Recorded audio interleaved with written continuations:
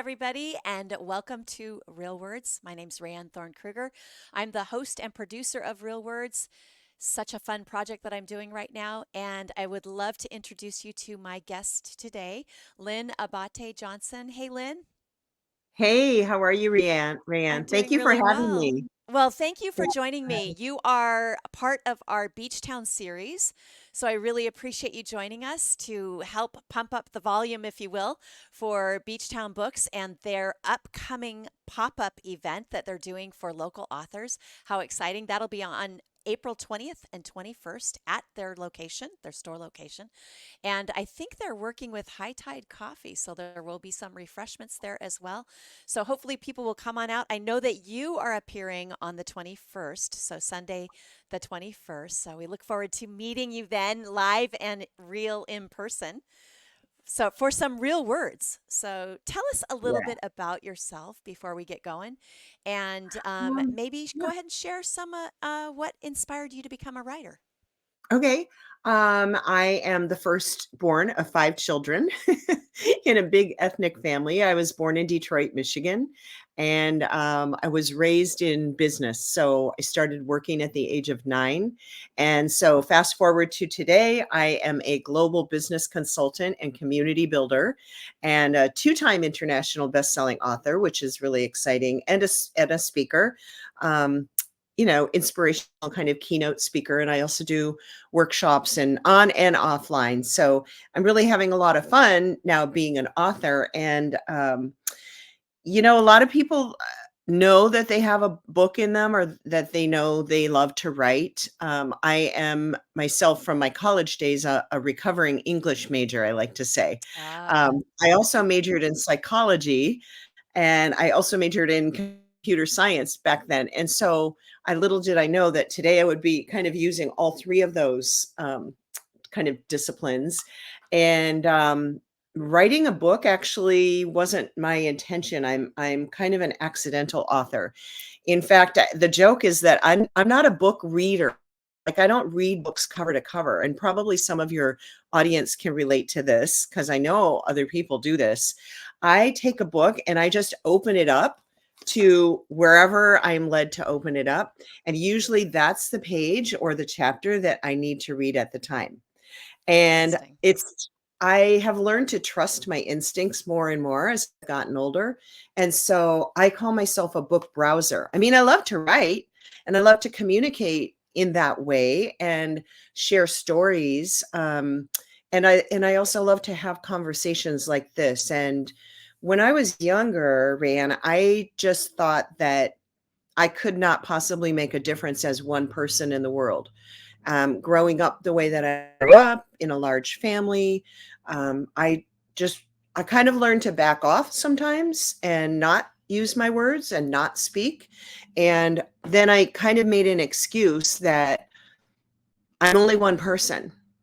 How can one person change the world or make a difference? And today I realized that was completely false. It's like a big lie that I was saying to myself. And I think, it was out of kind of my ego wanting to protect me from being Sure. judged, right? Or that somebody wouldn't like me. I had this disease to please, and now Right.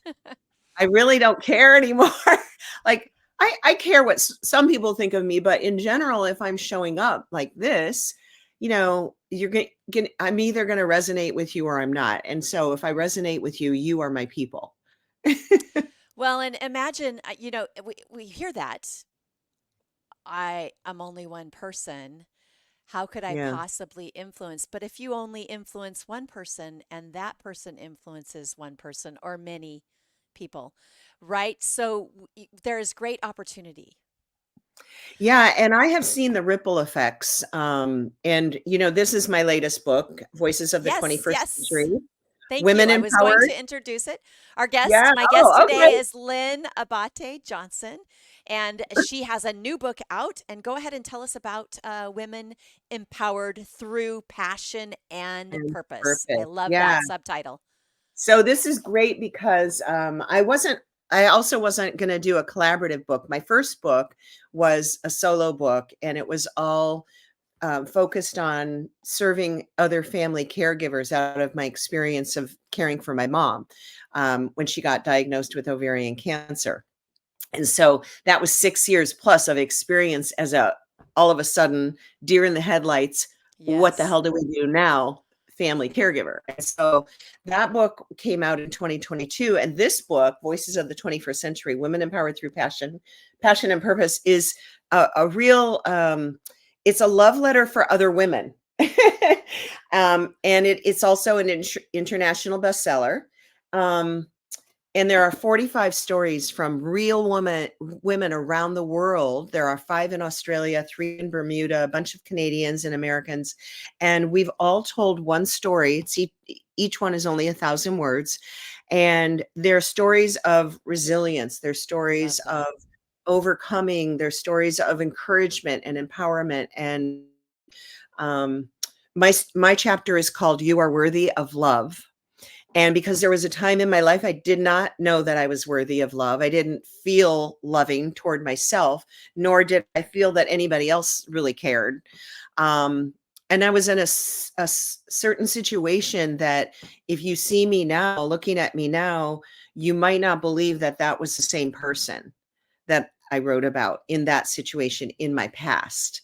So I'm hoping that in my commitment is that I bring some real words, right? Some a Right. true story about something that was circumstantial in my life, and that I overcame it, and here I am, and I'm okay.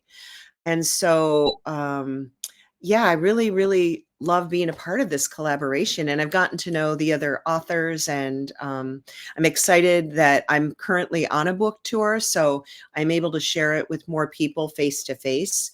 And so, yeah, This it's is been this is great. beautiful. It feels like it's one of those books where you read a portion and you say, "I'm not alone." I Yes. have Yes. somebody out there gets me. Somebody else has lived my experience or something similar to what I have lived. And then there is that empowerment. And I love the subtitle for this book is exactly that, raising each other up, women lifting other women. And I don't know if you can see it over here on my wall, but I have a thing that says empowered women empower women, right? So Yes. I Yes. love this. I can't wait to read this book. I feel like I'm out in the cold talking to you and not having read it yet. So I'm looking forward to picking up my copy and cruising Me through it too. and opening up one Yeah. chapter and deciding if that's the one for me today. So I love Yeah, that and a lot idea. of people, that's what people are doing with it. They're using it either in the morning or at night. Yeah. And they're just reading one chapter. I had one friend in the Napa area. I was just at a book signing the other day, and she bought a copy for herself and the guy that she's dating who lives in Chicago. And Oh, I love that. they're going to read it together, I like love that idea. be, like on a video call, and read each short chapter together. Read it So, aloud. I love reading aloud with my husband. It's such an empowering time of sharing and for some reason reading aloud is gives you that whole visual experience. And then you can mhm, stop and say, what do you think about that? What do you think about that mhm, part? Instead of what I mhm. often do is if there's a part I don't like, I just kind of look ahead at a couple of chapters and say, oh, I'm going to skip right over that part. Yeah. Right? Yeah. So I think it's cool to share that have that shared experience with reading. Why? Okay, you said something in the beginning. I want to get back to you. You said you're kind of an accidental writer. How did you Yes. fall into writing? It goes to your point about, empowered women empower other women, right? And also letting people know that they're not alone. And this is a theme in my writing. And this is probably will continue to be a theme in my writing. I have another book that I'm working on that I've cooked up. And that one will be a collection of stories. I'm going to be interviewing people for these I love stories. that. And it's from my first book, which can I show you the cover because I Sure, love it so much. please.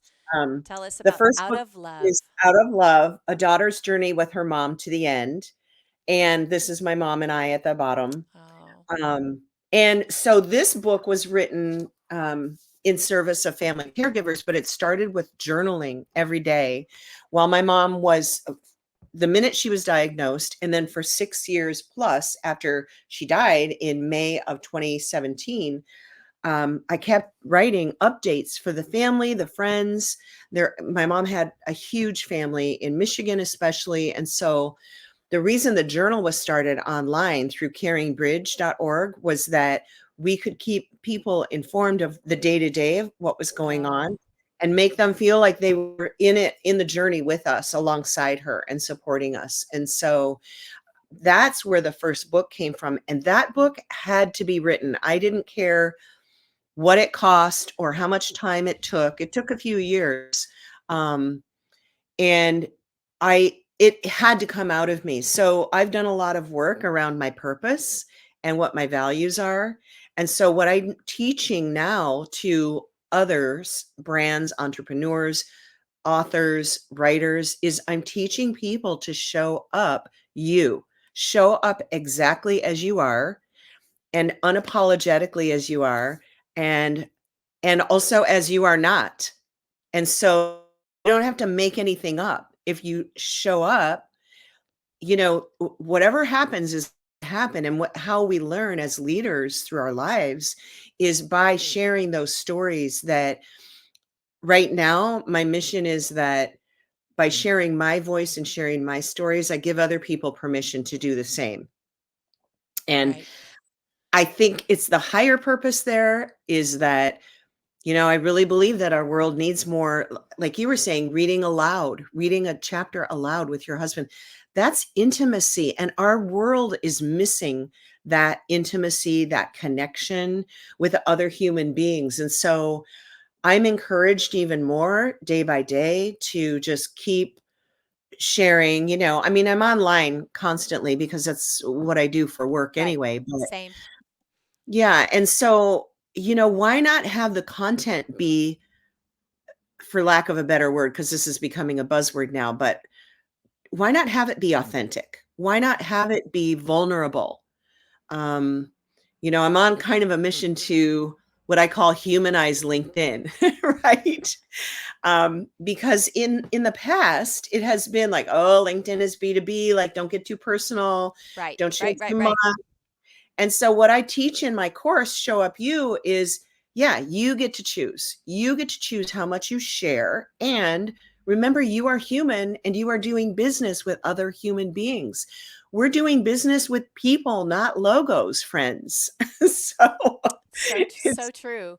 And yeah, it dives right into one of the other questions that I want to ask you, which is about technology today and that loss of authenticity, to use your word, or empathy, right? So, do you believe that we might be at risk given the technology that's available? And I'll go ahead and say the evil word in the room, which is AI, and how AI prompts us in all things, right? If you hop onto Facebook and want to do a post update, right at the bottom it says use AI to create yeah, this post update. And I get so angry and I want to, can I X out of that? I don't want to accidentally yeah. hit that because I don't want to be my inauthentic voice. I want it to be really organic, Rayanne, which is one of the reasons I launched Real Words and why I don't edit this podcast. I want it to be authentic. I want it to be real. I want it to be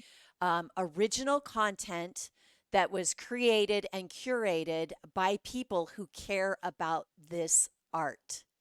Hmm. And Well, truly putting yeah. words together, stringing them together is an art form, whether you're putting musical notes behind it, or you're adding staging to it, or you're adding film direction to it with a cinematographer and a composer in the background, or you are writing poetry and it can be syncopated or free verse, or you're gathering women together and telling their stories, Hmm. these original true stories. I don't want to lose that authenticity. So that's my long way of asking you, are we at risk of So losing then, creativity?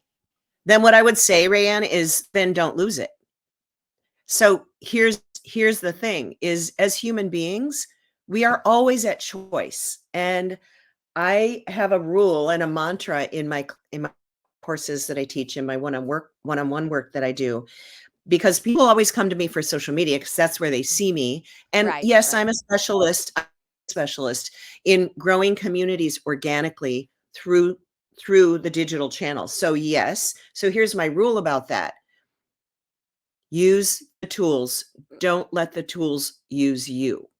So AI is another tool. Social Yep, media is a tool. For better or for worse, they're these here. tools are here. We have them. There's no point in fighting it. Um, I I have used I've used AI for research, which is amazing, but then you also have to know that there is some BS in there Check your too. sources, check You your have to check the sources. sources, right? Yeah, So it's really a matter of being discerning, of continuing. I think what's missing in our world today, truthfully, aside, from whatever AI can conjure up, is critical thinking is missing in our world, it's true. right? Connection, community, critical Very true. thinking. People are losing hope. People are giving up. People are becoming apathetic. And there's no point in that, I think, because we are all human beings. What is needed right now is for us to link arms. And I know enough people in my industry and way beyond, in the leadership development space, in coach training spaces, that I trust. Like, I'm really learning this in these last few years of my life, Rayanne, especially since my mom died, because I don't have her anymore as Right. my sounding board. I don't You have have to become your own sounding board. Yeah, I've had to do that. I get it. yes, Yeah. that's it. Like, when I said to somebody in the first year that my mom was diagnosed, it was all about me. Like, what am I gonna do it without my mom? And I had somebody say to me, "Lynn, you're gonna have to learn to mother yourself." And it was just like, I love "What? that. I love What? that. What do you mean? How do I even do that?" How do we do And, that? I it's that's why I'm a community builder. It's in my blood. It's in my, working in the family business since I was 9. Nothing really scares me anymore that badly, Right. after losing my mom Yeah, and and I and being a caregiver. understand that. Yeah. We have a hello to you from Phoebe. So Aw, Phoebe yells out hello to yay. you. I believe that's on Facebook. Yes. So she says Oh hello my to you god, because we are Phoebes, I live streaming on Facebook. So if anybody's watching and has love any you. questions for this beautiful featured author, Lynn Thank you. Abaté-Johnson, please feel free to post a message and I'll make sure she sees that. Lynn, let's talk about maybe pieces of advice or ideas that you could share with young authors. Yeah, so, I'm you can kinda tell I'm a bit of a rebel, right? Whenever Yes. like, I'm gonna push back. Um, and advice for authors is just so it just depends on who you are. I do like systems and structures. I create systems and structures. I created some in my first book for family caregivers to use, right? Sorry, I'm having a little allergy, like, tickles on Oh, my I'm nose. sorry. We've got a No. frozen screen anyway, so I'm trying to Oh, figure out what's going on with the screen. But you keep okay. talking because we're still recording voices. So, Okay, great. So I think, that everybody's style is different and that everyone has a process that they will learn by doing it. So I'm a very kinesthetic learner. And while I love systems and structures, I also love not feeling obligated. Like, it's kind of like being in the kitchen.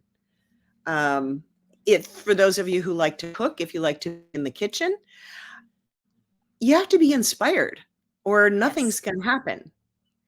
Yes. So, it's kind of like that. I don't have a certain structure for writing. Some people I have friends who have written books who they took every Sunday and they locked themselves in a room and they made sure that they wrote for, whatever, an allotted amount of time. I didn't write that way. I actually wrote the way I cook. If I felt inspired, I would sit down and do it, and I think that really enabled me to bring my voice out in a more Lynn way. And also, I'm extremely empathic. And so I feel the weight of the world. Sometimes, Yes. I try to carry the weight of the world, which I did when my mom was sick, which manifested in 60 more pounds on my body than Uh, what you see right now. Because that's how I process. I have that food addiction. That food is love. I comfort myself with food. In the past, yes. I'm learning. And so for authors, people who want to write, what I'm teaching and training on now is to figure out you, right? Get your identity and your purpose and your values aligned with you, nobody else, with you. And for me, it takes working with a coach who's amazing. Anybody wants to know who my coach is, I will tell you. I'll give you her website, Tina Myers, by the way. Uh, Okay. and um, that's the help that I get.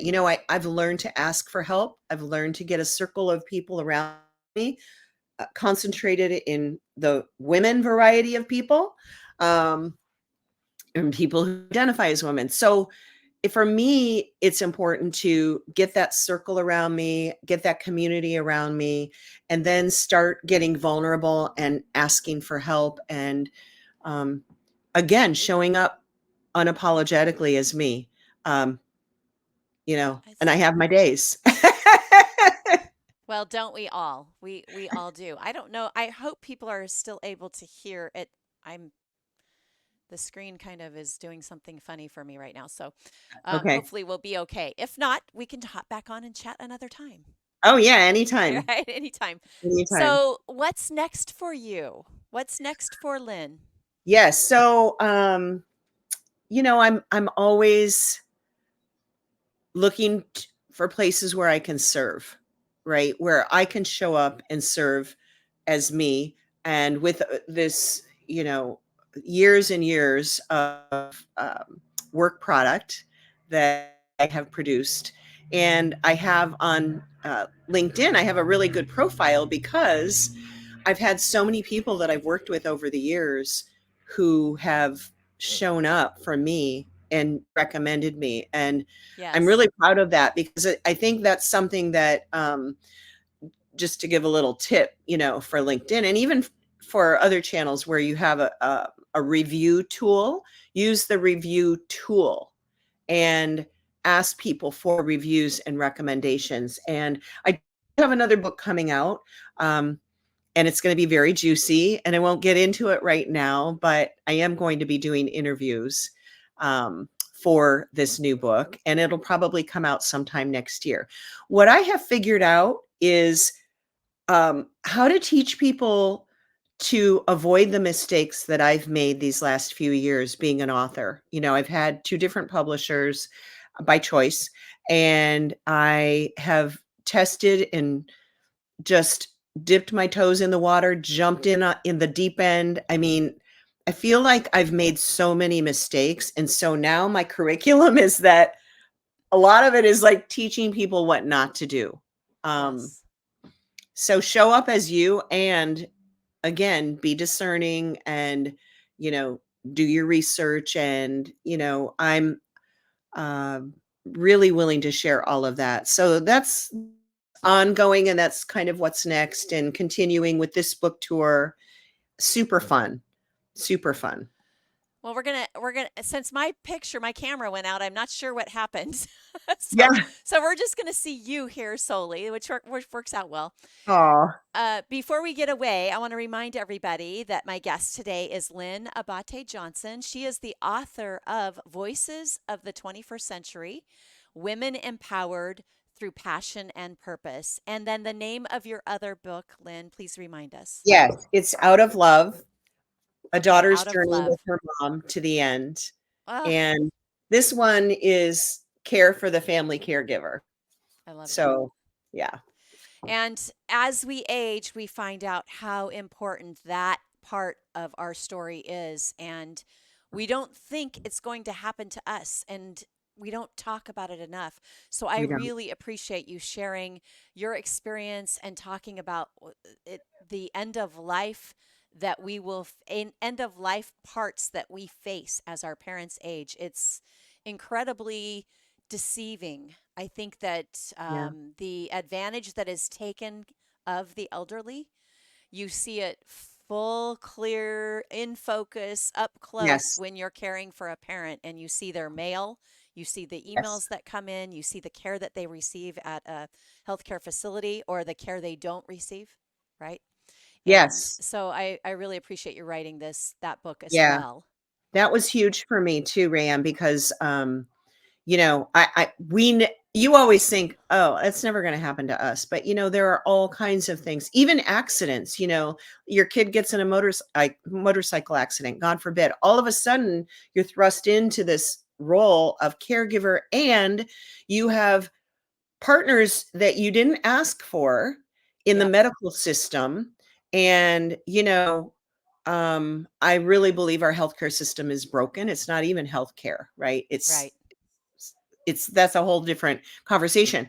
And so I'm really on fire about being a part of the solution. The thing I know for sure is that I don't know a lot, but I do have a lot of questions. And so I welcome these conversations for people to, help like educate me, convince me of, what is working and how we can tap into those things that are working. Because I'll tell you, today, there are a lot more resources for family caregivers than there ever were in 2011 when it Right. first occurred in our family. And, I mean, we had the privilege, right, of having insurance, right? And Right. I had the privilege of being raised in a family that had means, and my mom was a mom to me. So many of my friends and people I know didn't have that experience. In fact, maybe they weren't even raised by their bio mom. And Right. so there are all these variables of things that people are uncomfortable talking about. And so now I'm making it my mission to run toward the uncomfortable conversations because it's the only way we're going to learn. That's right. That's right. Yeah. Do you have a favorite book? What's your favorite book? Oh my gosh. Well, I have a favorite author, Okay. which is Ernest Hemingway. Oh, So, yes. and Mr. it's interesting Hemingway. because today I do not read much fiction at all. Um, I have to say is, if you know of Gary Zukov, he I wrote a book do. called Seat of the Soul. I remember that book. Yes. That book, I have chills just thinking of it right now. Um, Wow. that that was a game changer for me before I really knew I needed a game changer. Right. And another book that I've referred back to time and again, and for really great quotes and inspiration, is A Return to Love by Marianne Williamson. Okay. And now she's become a political figure. But aside from that, this book, A Return to Love, it was a study of A Course in Miracles, which was way over my head at the time. And so I took that book and used it kind of as a reference manual for like me. Like, I Wow. need a reference manual for Lynn. Like, who am I? Why am I the way I am? And all of that. So between Seed of the Soul and A Return to Love, those are two that I could say have Oh, like thank you so much, Lynn. It's such a pleasure to have you. I look forward to meeting you IRL in real same. life at the author pop-up event at Beachtown Books. And a big shout out to Beachtown Books. Thank you to them for arranging all of these authors to be in one place at one time. You will be there on Sunday the 21st, I will. and I look forward to meeting you then. Same here. Thank you so Thank you much. so much.